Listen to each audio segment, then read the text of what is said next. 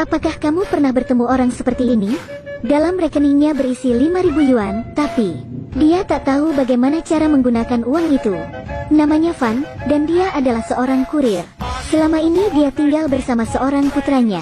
Mereka tinggal di rumah dan makan makanan sederhana. Pada tanggal 1 April ini, saat April Mop, putranya meminta uang 5.000 yuan untuk mengikuti kompetisi matematika di Jepang. Saat Fan mendengar jumlahnya, dia tak mampu berkata-kata. Jadi, dia segera pergi ke tempat kerja. Tapi begitu sampai, dia dimarahi oleh pemimpinnya. Karena dia telah menghilangkan paket. Akibatnya, dia harus memberi biaya ganti rugi sebesar 5.000 yuan. Saat dia pergi mengecek uangnya, saldonya saat itu adalah 5.410 yuan. Apa dia harus mengutamakan putranya, atau malah membayar kompensasi? Ia pun dilema. Setelah melihat jumlah uang yang dimilikinya, Fan berpikir tentang 4 yuan yang tersisa di rekening. Apa yang bisa ia lakukan dengan 4 yuan? Dia ingin menjadi kaya dalam semalam.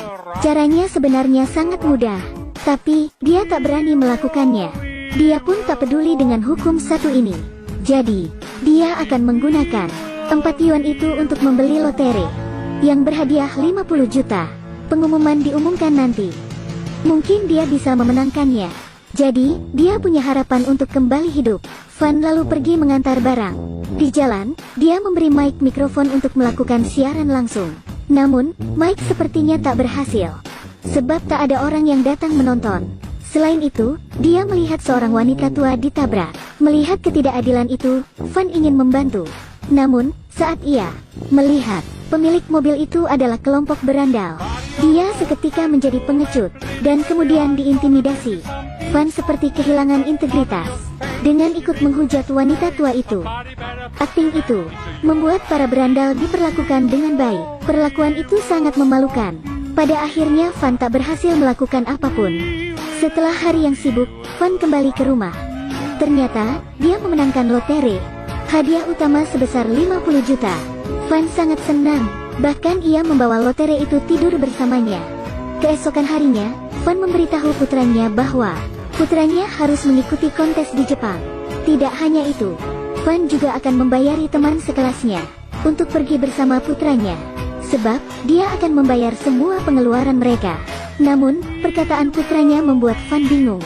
Putranya bertanya, "Bagaimana ayah tahu kalau aku akan mengikuti kompetisi di Jepang?"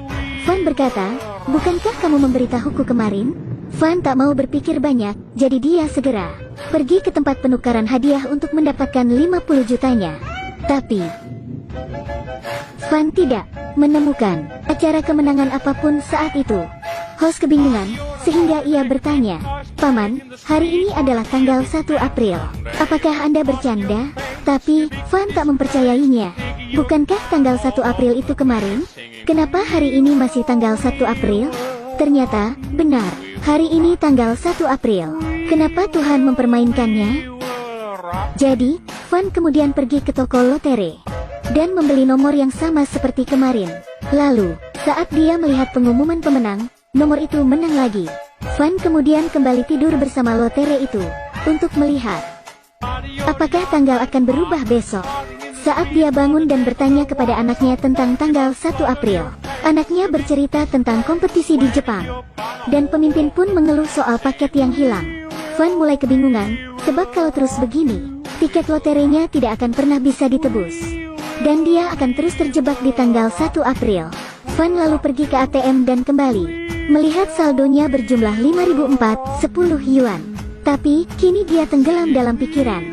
Dan sedetik kemudian merasa tercerahkan. Menurutnya, jika hari terus terulang, bukankah dia punya 5.000 yuan untuk dibelanjakan tanpa takut kehabisan uang? Dia bahkan tak perlu mengembalikan uang yang ia pinjam. Bukankah itu bagus? Jadi, hari itu juga Fan menarik semua uangnya dan mulai berfoya-foya. Tak cukup hanya makan makanan mewah, dia pun juga menyewa koki untuk memasakkan makan malam, dan mengundang tetangga atau orang yang lewat untuk makan. Fan lalu juga menyuruh seseorang untuk menyewa mobil, sehingga dia dapat sedikit bergaya. Pada waktu yang tepat, dia mulai bermain. Fan mulai menghabiskan banyak waktu dan uang untuk pergi ke semua klub, dari yang murah hingga mahal. Dia pun menyewa wanita cantik dan kapal pesiar untuk bersenang-senang. Bagaimana jika uang 5.000 yuan tak cukup? Tidak apa-apa, sebab dia bisa meminjam uang dan tak perlu dibayarkan kembali.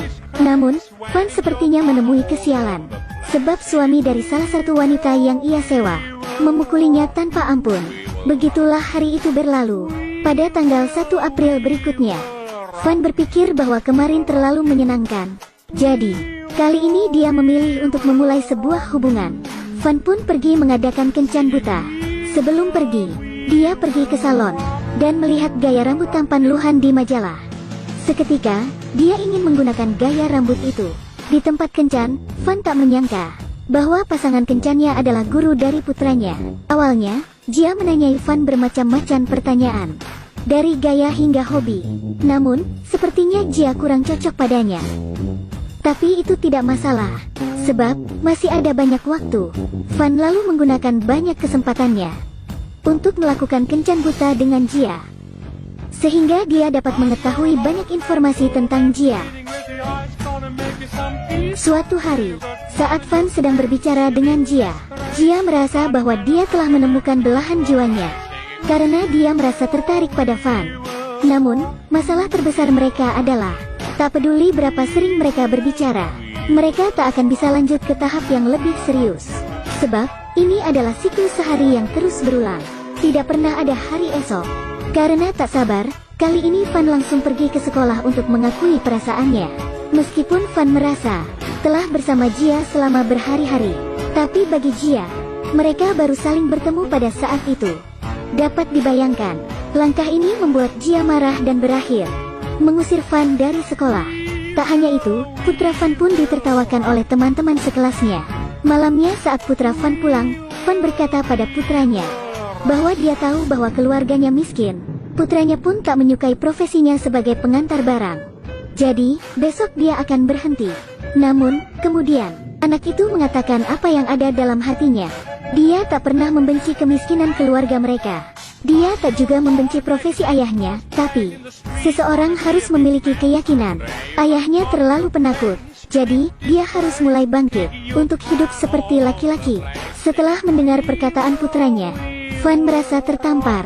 Selama ini, dia tak benar-benar mencoba untuk keluar dari siklus buntu ini. Jadi, dia akan mulai menata kembali hidupnya. Meskipun dia punya uang untuk dibelanjakan, dia tetap hidup dalam zona nyaman, sehingga dia tak berhasil mengubah apapun. Bukankah ini merupakan siklus buntu yang lain? Jadi, dia harus berubah. Besoknya, Fan datang ke kantor lebih awal. Tanpa menunggu dimarahi, dia memberi 5.000 yuan itu sebagai kompensasi, dan juga kembali memberi Mike sebuah mikrofon. Namun, kali ini Fan membantu pria itu untuk menarik penggemar, sehingga tindakan ini membuat siaran langsung Mike menjadi viral dan ramai. Lalu, Fan juga membawa Mike ke persimpangan tempat wanita tua itu tertabrak. Seperti seorang nabi, Fan memberitahu Mike sudut pengambilan gambar yang tepat. Dan tentu saja, wanita tua itu ditabrak oleh para berandal yang keluar dari mobil. Kali ini Fan tidak mau mengalah. Meskipun rasanya ia tak bisa mengalahkan mereka, tapi Fan mempunyai banyak waktu.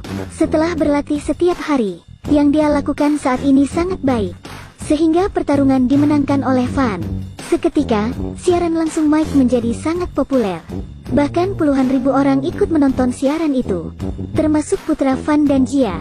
Akibatnya, teman-teman Fan dan Jia kemudian mengapresiasi citra positif Fan yang muncul hari itu. Bahkan berandal merasa tak bisa melawan Fan saat Fan melihat seorang kakek menggunakan 4 yuan yang tersisa untuk membeli tiket lotre berhadiah 50 juta. Lagi pula, dia tidak bisa menguangkan hadiahnya. Jadi, dia menyuruh si kakek untuk menyimpan tiket itu agar kakek dapat menang uang 50 juta yuan. Setelahnya, Fan pun pulang ke rumah dengan punggung lurus. Di rumah, putra Fan memujinya, sehingga Fan sangat senang. Mereka berdua saling berpelukan dan menangis. Tidak pernah ada hari yang begitu membahagiakan. Setelah dia bangun dari tidur dan siap untuk mengulang kembali hari di tanggal 1 April, dia melihat kalender. Ya Tuhan, hari ini tanggal 2 April. Fan sangat senang dan berseru, akhirnya saya keluar. Putranya tidak tahu apa yang sedang terjadi, tapi dia masih senang dengan citra ayahnya di siaran langsung kemarin. Jadi, dengan perasaan senangnya, Putra Fan ikut bahagia dengan sang ayah. Tapi, Fan ingat bahwa kemarin dia memberi kakek tiket lotre. Dia menyesal. Tapi, kekecewaan itu berakhir bahagia. Fan dengan kecerdasan emosionalnya yang tinggi, kini berhasil menggait hati Guru Jia. Meskipun kehidupan ini tak menarik untuk dilalui, tapi jika hidup seperti Fan, saya juga menginginkannya. Bagaimana rasanya memiliki banyak uang untuk dibelanjakan? Jika Anda merupakan Fan, apa yang akan Anda